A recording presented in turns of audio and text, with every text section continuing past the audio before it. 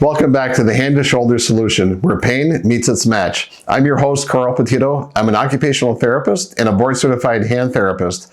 I specialize in the rehabilitation of orthopedic conditions that affect the fingertips through the shoulder.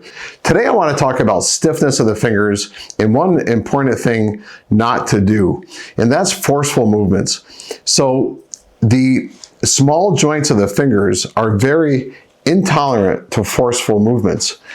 Any stretching should be done slow and steady, and all the fingers should move down together. It's important to note that they are connected in the back, and you can see some of these connections right here, where there's the tendon which connects the bones to the muscles down into the forearm, but then horizontally there's these connections. So if, for example, you're stretching your middle finger because your middle finger is really stiff from arthritis and you're holding the other ones kind of out of the way, then you're having a tethering effect, and the other ones are resisting the stretch that you're giving to your middle finger. So if they just go all together, that makes all of the difference. You'll get a better stretch.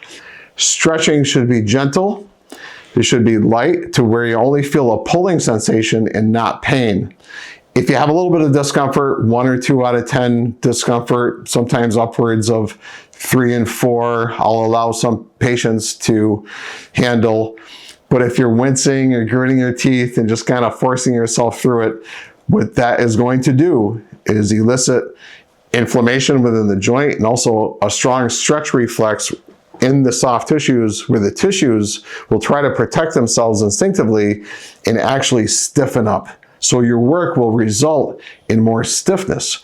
I also educate my patients on how to tape their fingers, which we'll do on a future episode, and tape them down into a light sustained stretch to where then they can wrap a heating pad around their hand for about 20 minutes or so for a light sustained stretch that they can advance as the stretching sensation decreases. But let's get back to forcefulness. So occasionally I'll have patients complain that their stiffness is worse, their pain is worse, because they went somewhere where the finger was forced down and shoved down into a fist.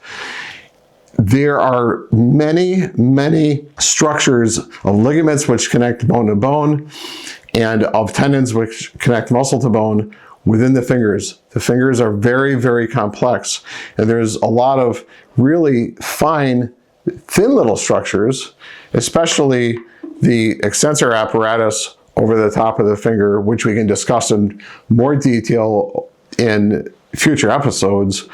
And that likes to tear. And that's just one example of many things that can go wrong.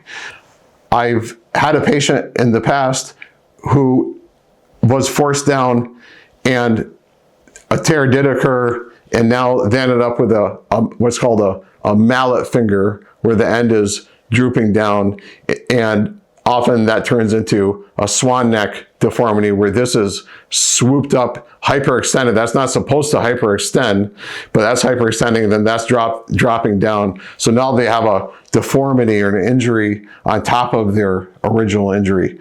So again, stretching should be progressive, and it should slowly, not painful, and it should start early. Early is the key. A lot of people, a lot of even practitioners will underestimate the fingers. Make sure you go to a fellowship trained hand surgeon. So that's an orthopedic surgeon who went to further specialized training to become a hand surgery specialist, a hand physician. I'm a hand therapist, okay? That's our specialty. It's very important because it's such a complex area. So again, never force. It should be gentle and steady. And if you work too hard at your range of motion, then regarding aggressiveness, stiffness will, even if an injury doesn't occur, stiffness will increase. And we do not want increased stiffness. We want nice, fluid, supple motion for function, because we have to be able to get around small objects and grab things. And we also have to extend. A lot of times working on flexion, to get that grip, it's easy to forget about extension. And that's where your hand therapist will, sometimes I have to fabricate a custom orthosis for patients to wear at night when they're sleeping to preserve their extension. And then during the day, we're working on flexion, because why is extension so important? We have to be able to extend or straighten our fingers so we can get around what we want to grab. Well, that's some information. I hope it helps. Again, this is not treatment or treatment advice. This is information sharing. It's very important that you have the knowledge to make the best decisions for you. Thank you for subscribing to the Hand to Shoulder Solution, where we are the solution to your pain.